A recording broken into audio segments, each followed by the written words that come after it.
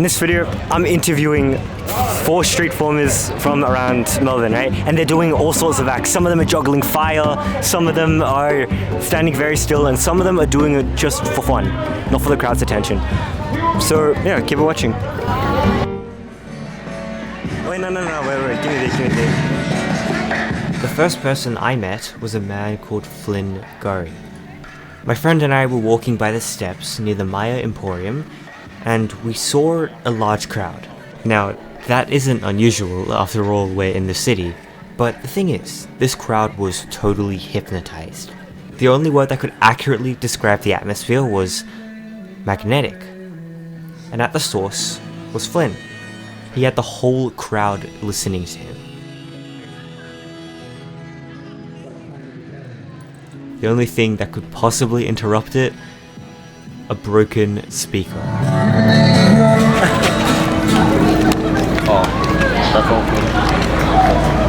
Which created a deafening silence. For any normal performer, this is your worst fear. But this man shrugged it off. He was cracking jokes, poking fun at the situation, and soon everything had just carried on like there were no interruptions at all. It was at this moment I knew he was the perfect person to interview. On the Gradation Road, at the bottom, last stop. And when we went to interview him, it was literally the best interview ever. Like, okay, this isn't me exaggerating. Like, you know, the best way to describe it is I got best answers for all the questions I was asking, right? And you might be like, girl, what questions are they? Well, if you look at this footage, it's mute. No audio. Nothing.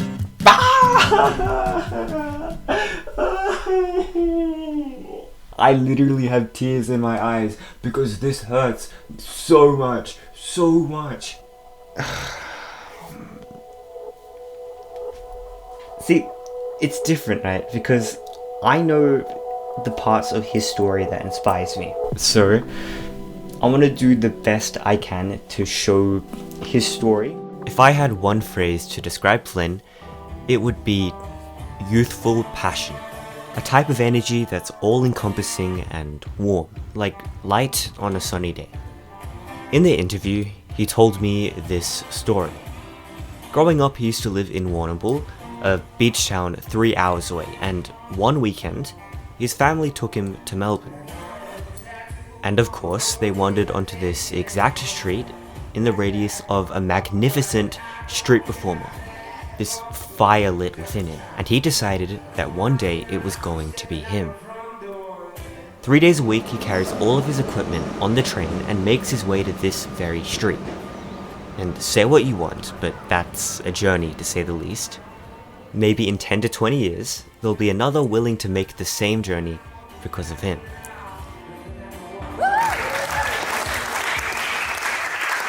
thank you. Thank you.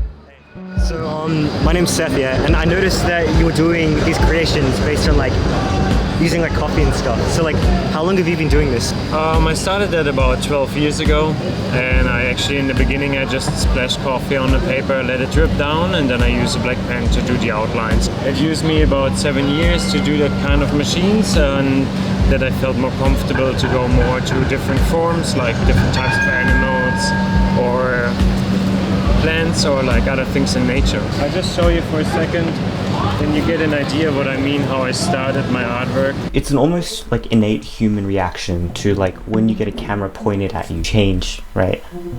Martin didn't. He was literally sitting in the city, just drawing. Coffee.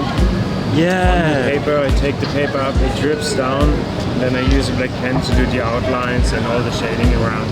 So I think it's a French artist called like Mobius or something. Oh yeah, right, okay. I don't know, he's one of my favorites. I'm not like too good at art. I'm more of a film guy, so. Very good, very good. you know, I dabble. Everyone is an artist, and we just find a different way to express ourselves. I told Martin that he was like a master of his craft, and he just sat and laughed. Like, not in like a mean way. He was like, oh, you're too kind, you're too kind. And he said something I just love doing. When I asked him about, you know, how to get better at art, how to get better at doing something you enjoy, he just says, just do it when you want to do it. Like, the way you improve is through passion. I just show you one or two of my work that you kind of get what I actually mean. Yeah. Try to show the piece. So, first of all, we see a sea turtle, isn't it? Yeah. But it's like a plant. Like, Exactly, and the plant. it's an ecosystem. It's like thatching's like rope. It is a part of the ecosystem, exactly. But when you look much longer on it, on some Plastic. point, you see the barrels. Plastic. That's it, the plastic, the net, It's like the tire, and all the trash human putting in the ocean, right? The level of detail that this man had was mind-blowing. Do you have any advice for like any artist?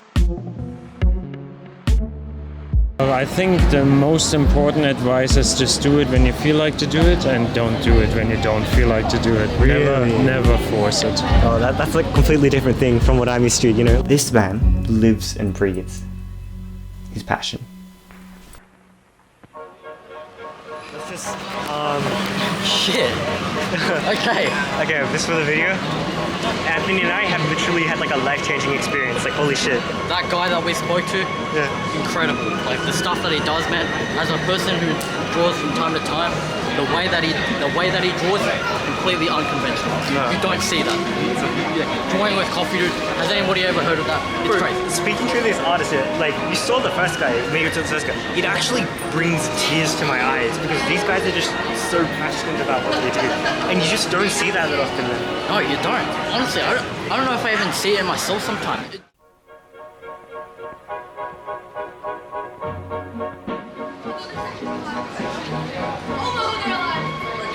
Unfortunately, the audio didn't record for this interview, which is a shame because I did this really funny segment where like I asked him a bunch of really cool questions and he ignored me by standing still. It was genuinely the funniest thing I've done in ages. Like, I was laughing every time I looked back at the camera. Anthony was like cracking up and oh my god, it was so awkward. It was so funny. But hey, silver lining, this encouraged me to research him a little bit more. The Stone Stockmen have been doing this act for decades, right? And it's a pretty cool one because he was interacting with the crowd. He was like moving the animatronics. He was like reaching over doing fist bumps like really slowly, right? But it wasn't just entertainment, it was interaction. He was, you know, talking to the crowd, delivering a message, making people's days better. You can sort of tell when someone's doing something for fun, and even though he didn't speak, you could still feel his energy. It was really cool.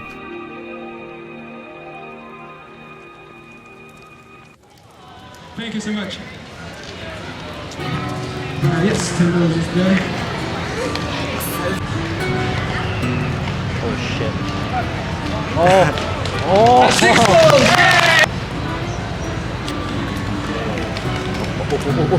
That hasn't worked!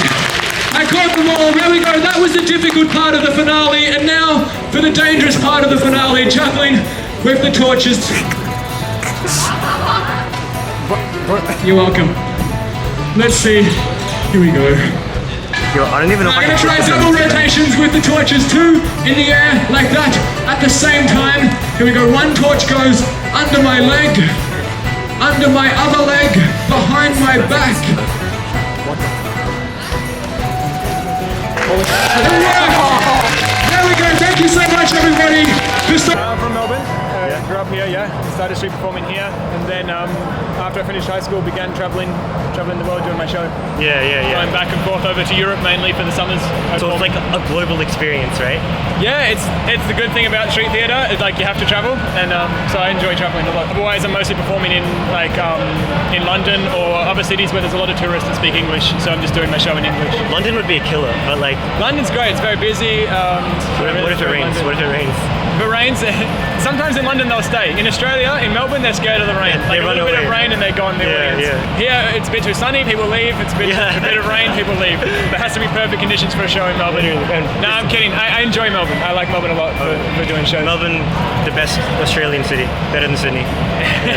Is this something on your channel that you like? No, I just hate Sydney. No, I just feel like Sydney gets all like the celebrities, you know, right. everyone. Like Melbourne's a better place, you know. Yeah, right. I've never tried Sydney, so I can't talk, but I enjoy Melbourne. You're never going to try Sydney. You know, I just. How old are you? I'm 23. 23. You've been doing this for. Pretty much full time since I finished high school. I went to uni for a circus, and then so I took 3 years off performing to study. And then continued. So why street performing? Why street performing? Well, I fell in love with juggling as a kid. Like as a teenager, I got really obsessed with training and practicing juggling, and it was like not with fire. Or with fire, yeah, a bit. No, I mean I practiced with clubs first, not on fire. Well, I mean like off the record, like. Yeah, kids, don't try it at home.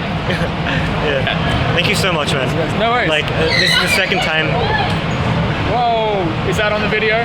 No, it's fine. You know, close crash with the scooters. We'll just end it here. In case something bad happens. But thank you. From meeting these street performers and talking to them, I think what I learned was that like passion conquers everything. Right? Well, maybe not bills, but I also learned that I need a better microphone. See, I feel like by uploading this, I'm clickbaiting you. But I genuinely mean this when I say that I'm passionate about what I do. Basically, I recorded with my friend Anthony. He came out, saw me today, right there. There he is. Yeah. If you're watching this video, please subscribe and yeah, maybe I'll do this again. This is a bit of a new type of video for me, but I'm going to be in the city more often for uni, so subscribe, yeah.